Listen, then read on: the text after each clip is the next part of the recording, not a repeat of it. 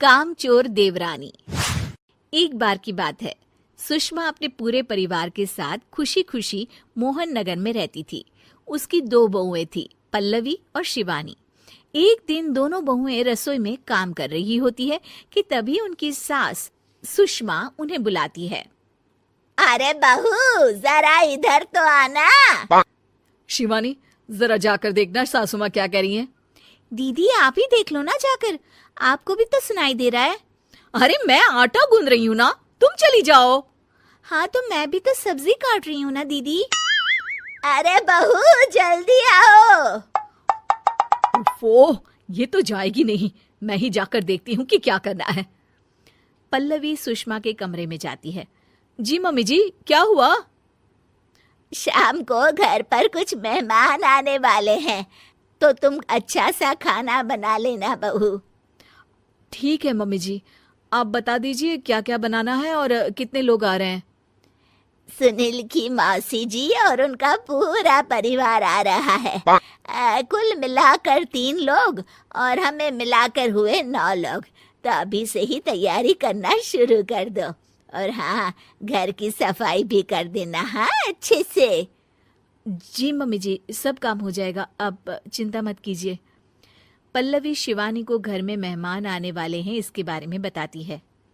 क्या 9 लोगों का खाना बनाना होगा, घर की सफाई करनी है? बाप रे, सासू माँ ने तो हमें घर की नौकरानी ही समझ कर रखा है। ऐसा नहीं बोलते शिवानी, हम इस घर की बहू हैं और घर के काम करना हमारा फर्ज है। दीदी तो है ही सासू माँ की चमची, जब देखो सासू माँ सासू माँ। मैं तो इतना सारा काम नहीं करने वाली। शिवानी कपड़े लेकर गमला साफ कर रही होती है और चक्कर आने का नाटक करने लगती है। मेरा सर चकरा रहा है। तभी वहां पल्लवी और सासू माँ जाते हैं। अरे बहू, क्या हो गया तुम्हें? मम्मी जी, बहुत तेज सर में दर्द हो रहा है। तुम एक काम करो शिवानी, आराम कर लो। नहीं नहीं दीदी, घर में मेहमान आने वाले हैं, मुझे आपकी मदद करनी चाहिए। अरे कोई बात नहीं शिवानी, तुम आराम कर लो, मैं सब काम कर लूंगी। ठीक है दीदी, अगर आप इतना कह रही हैं तो आराम कर लेती हूँ। शिवानी आराम से अपने कमरे में मैगजीन पढ़ रही होती है। इसे कहते हैं आराम की जिंदगी। इतना सारा काम। चलो, सारा काम खत्म हो गया, शिवानी को देख आती हूँ। शिवानी अपने कमरे में ईयरफोन में गाने सुनते सुनते सो जाती है और उसके साइड में मैगजीन भी रखी होती है।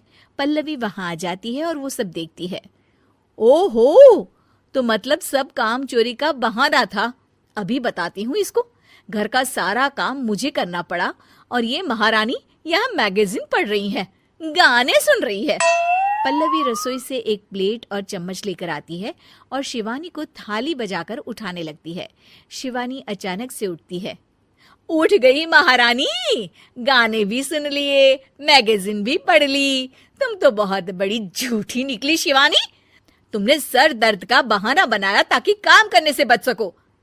हाँ बनाया बहाना, तो क्या करती, इतने सारे काम करती। मुझे कोई शौक नहीं है चापलूसी का। क्या चापलूसी? तुम्हें लगता है कि मैं सारे काम चापलूसी के लिए कर रही हूँ? नहीं तो क्या। तभी वहां सासू माँ आ जाती हैं। अरे बहू, वो लोग बस आने ही वाले हैं, तुम तैयारियां कर लो।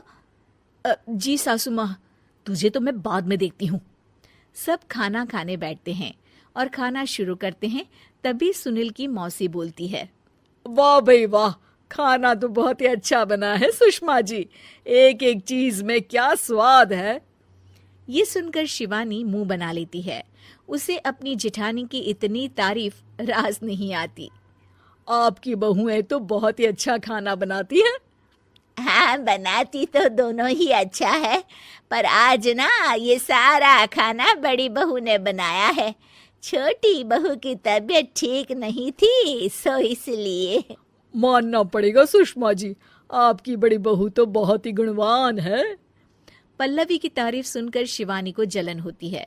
पल्लवी ये सुनकर खुश हो जाती है और शिवानी की तरफ देखकर उसे चिढ़ाती है। कुछ देर बाद मेहमानों के जाने का वक्त हो जाता है।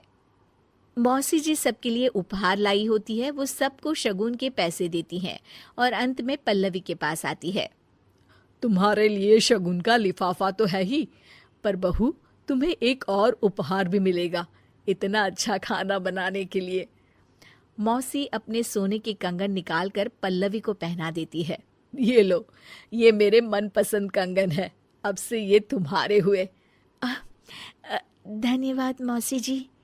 ये देखकर शिवानी तो पूरी तरह से जल जाती है और गुस्से से रसोई में चली जाती है। तभी वहां पल्लवी आ जाती है और उसे अपने कंगन दिखाने लगती है।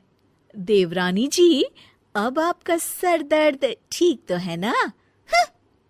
मुझे लगता है कि अब सर दर्द शुरू हो गया होगा आपका।